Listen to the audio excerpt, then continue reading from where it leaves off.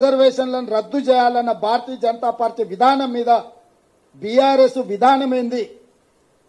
ఒకవేళ మీ విధానము రిజర్వేషన్ల రద్దును వ్యతిరేకిస్తే మీ పోరాట కార్యాచరణ ఏంది? బీజేపీకి వ్యతిరేకంగా 100 రోజులైన మా ప్రభుత్వాన్ని దిగిపోవాలి, మా ప్రభుత్వాన్ని పడగొట్టాలని కార్యాచరణ ప్రకటించి బస్సు యాత్ర చేస్తున్నా అంటున్నావు కదా.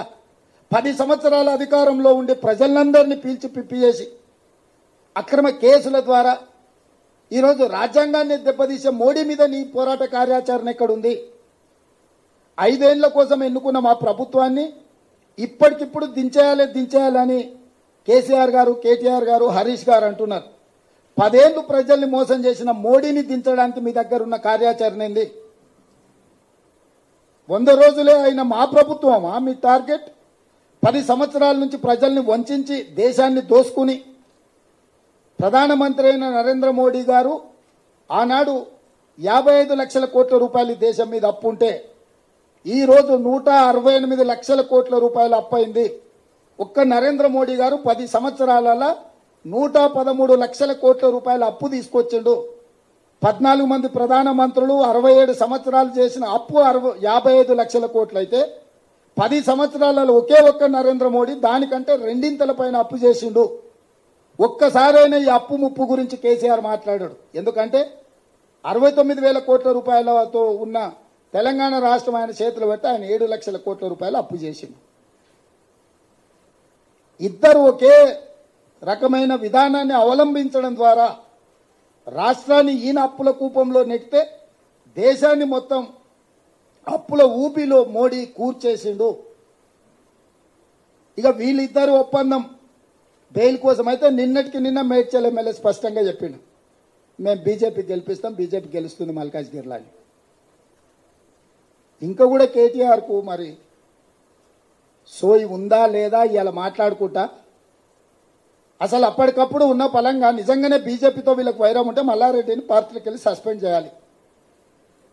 బహిరంగంగా ప్రజల ముందు బీజేపీ అభ్యర్థిని అలై బలై చేసుకొని ఆయనే గెలుస్తాడని ఆయనకు సహకరిస్తుంటే ఆయన అసెంబ్లీ నియోజకవర్గం ఉన్న ప్రాంతంలో మేడ్చల్ ఎమ్మెల్యే మీద చర్యలు తీసుకోకపోను ఈరోజు కేటీఆర్ సమర్థించడం దేనికి సూచన? నేను మొదటి నుంచి చెప్పిన 5 పార్లమెంటు నియోజకవర్గాలను తాకట్టు పెట్టిండ్రు బీజేపీకి బీఆర్ఎస్ వాళ్ళని. పోయినసారి నేను ఎంపీగా నిలబడ్డప్పుడు మల్కాజ్గిరిలో 31 సమావేశాలు పెట్టిండు కేటీఆర్ నన్ను ఓడించాలని. ఇవాళ ఇప్పటి వరకు ఒక్కటి పెట్టిండు, కార్యకర్తల సమావేశం అని చెప్పి పెట్టి ఆర్ఎల్ఆర్ను పిలిచి నీకు పైస ఇచ్చేది లేదు, నీకు ఏమైనా ఆస్తి ఉంటే అమ్ముకో అని చెప్పిండు. ఇన్ని వేల కోట్లు దోసుకున్నావు, బూత్ ఖర్చుల కన్నా ఆర్ఎల్ఆర్కి ఇవ్వాలి కదా. అంటే నువ్వు ఎన్నికలు చేయకు, వదిలేసాయి, ఈటల రాజేందర్ గెలవాలి.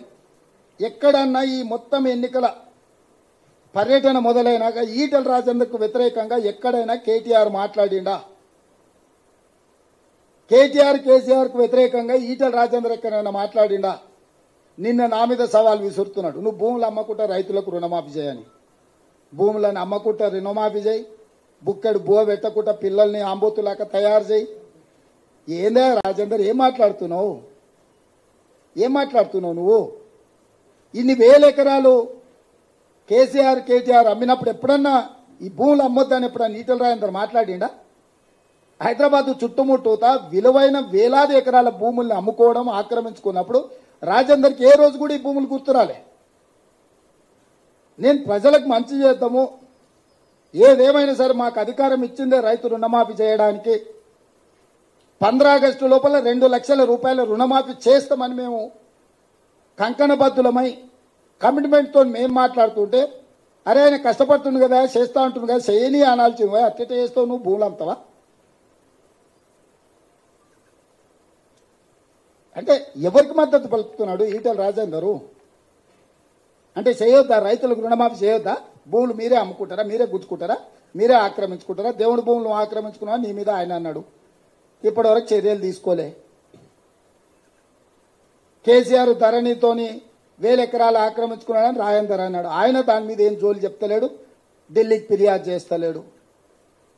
అందుకే నేను కేసీఆర్ను సూటిగా డిమాండ్ చేస్తున్నా, మల్కాజ్గిరిలో బీజేపీ అభ్యర్థి ఈటెల రాజేందర్ను గెలిపించడానికి మీ మేడ్చల్ ఎమ్మెల్యే బహిరంగంగానే మాట్లాడిండు, గెలుస్తున్నాడని అభినందించిండు.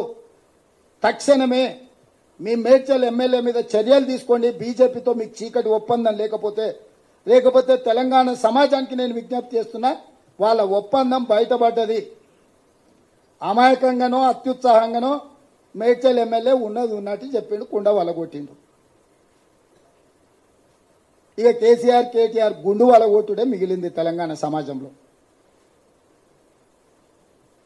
ఇంత స్పష్టంగా ఎన్నికలు దగ్గరకు వస్తుంటే మీ ఎమ్మెల్యే బీజేపీ అభ్యర్థిని నువ్వు గెలుస్తున్నావు అని అభినందించి అల్లై బల్లై చేసుకుంటే షోకాజ్ నోటీస్ కూడా ఇవ్వకుండా,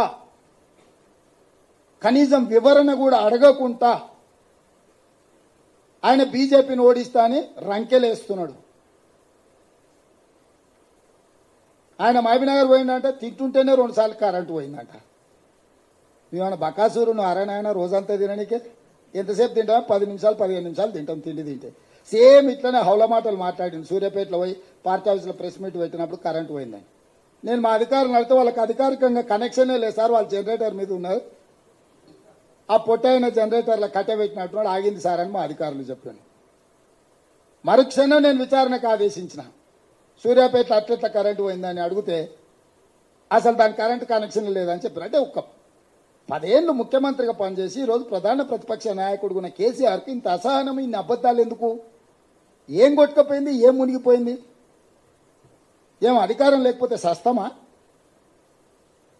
ఏమవుతుందా? ఊపిరాకి చచ్చిపోతావు.